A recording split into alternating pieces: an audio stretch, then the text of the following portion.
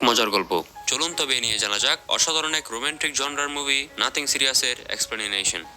গল্পের শুরুতেই আমাদের নায়িকা উরিকে দেখানো হয়। উরি 29 বছর বয়সী এক মেয়ে, যার সম্প্রতি ব্রেকআপ হয়েছে। তবে সে তার বয়ফ্রেন্ডকে অনেক ভালোবাসতো। তার বয়ফ্রেন্ডের চিন্তার ফলে সে প্রতি রাতে কাল্পনিক স্বপ্ন দেখে আর একলা অনুভব করে। তবে সে তার একাকিত্ব দূর করতে একটি ম্যাকপাই নামক ডেটিং অ্যাপে অ্যাকাউন্ট খুলেছে, কিন্তু এখন অব্দি ডেট করার মতো কাউকে খুঁজে পায়নি। অন্যদিকে জিয়ানকে দেখানো হয়, যার গল্প সম্পূর্ণ উল্টো।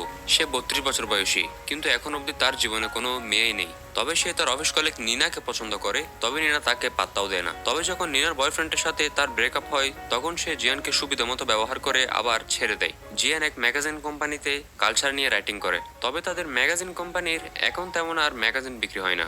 কিছুদিন আগে তাদের ছেড়ে দেয়। জিয়ান এক ম্যাগাজিন কোম্পানিতে কালচার নিয়ে রাইটিং করে, তবে তাদের ম্যাগাজিন কোম্পানির এখন তেমন আর ম্যাগাজিন বিক্রি হয় না।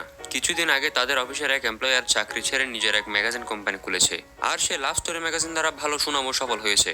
তাই তাদের বস ম্যাগি চায় যেন তাদের ম্যাগাজিন কোম্পানিও লাভ স্টোরি নিয়ে ম্যাগাজিন লেখা শুরু করে, যার ফলে তাদের কোম্পানির সেলও বাড়ে। তবে সে আলাদা করে জিয়ানের কাছ থেকে অনেক আশা রাখে, কারণ জিয়ান কালচার নিয়ে অনেক ভালো লিখতে পারে। তবে মূল বড় কারণ হচ্ছে তাদের কোম্পানি থেকে চাকরি ছাড়া সে এমপ্লয়ারটি তাদের অফিসে থাকাকালীন জিয়ানের অনেক ভালো বন্ধু ছিল এবং তার ম্যাগাজিনের থ্যাঙ্কস কলামে জিয়ানের নাম দিয়েছে। তাতে ম্যাগির সন্দেহ হয়ে যায় যে জিয়ানই সে এমপ্লয়ারকে লাভ স্টোরি ম্যাগাজিনের আইডিয়া দিয়েছে, আর তাই ম্যাগি চায় জিয়ান যেন লাভ স্টোরি নিয়ে ম্যাগাজিন লিখে। কিন্তু জিয়ান বলে, আমি তো কালচার সম্পর্কে লিখি। জিয়ান ম্যাগিকে অনেক বোঝানোর চেষ্টা করে, কিন্তু ম্যাগি জিয়ানের কিছুই শুনতেই চায় না এবং বলে, হয়তো লাভ স্টোরি নিয়ে ম্যাগাজিন লিখো, নয়তো চাকরি ছেড়ে ঘরে বসে নোবেল লিখো।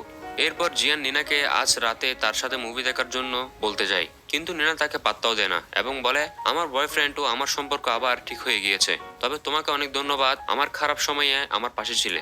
মানে বুঝতে পারছেন, নিনা জিয়ানকে টিস্যুর মতো ব্যবহার করেছে, আবার ধন্যবাদও বলছে।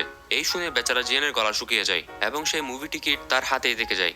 অন্যদিকে উরিকে দেখানো হয়, সে তার আশেপাশের কাপলদের দেখে তার অনেক খারাপ লাগছিল। উরি তার বয়ফ্রেন্ডের অ্যাগ্রেসিভ বিহেভিয়ারের উপর বিরক্ত হয়ে ব্রেকআপ করেছিল। আসলে তার বয়ফ্রেন্ড আরেকটি মেয়েকে খুঁজে পায়, আর তাই সে উরির সাথে ব্রেকআপ করে ফেলে। তবে উরির একটাই দুঃখ, সে তার বয়ফ্রেন্ডকে ভালোবেসেছিল, তবে তার বয়ফ্রেন্ড তাকে ব্যবহার করে ছেড়ে দেয়।